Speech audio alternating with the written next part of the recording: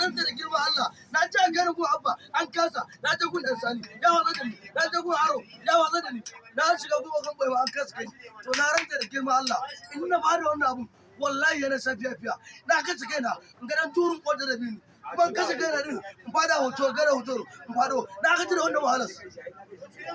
abin ya yi mun yawa wahala kamar wace da wace wahala karar Allah wahala da rai da mu aka kafe kuma da mu aka zo kafe da mu aka zo kan wahala wahala da ajiya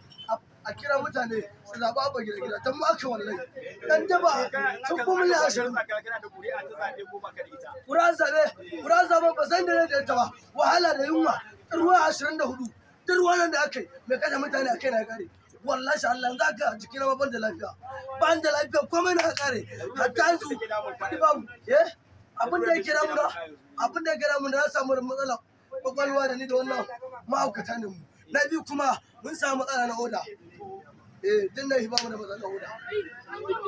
a halin da nake ciki ni da yanzu in da ba bai gani ba na rantsa da girman Allah ko sai na sha biya na kasa kaina ai abin ya yi yawa wanda suke wahala ake wannan magana ta kaje wajen mai girma gwamna so ake kai magana ta nasuwa wata za ta kai wa mai girma gwamna har to ai mai girma gwamna na yi bidiyon ya fi miliyan 20 mutane ba taba tara bidiyo haka waya ba haka ba sai da man bidiyo saboda halin da nake ciki wannan kai wajen ogan boye domin za mu kira ka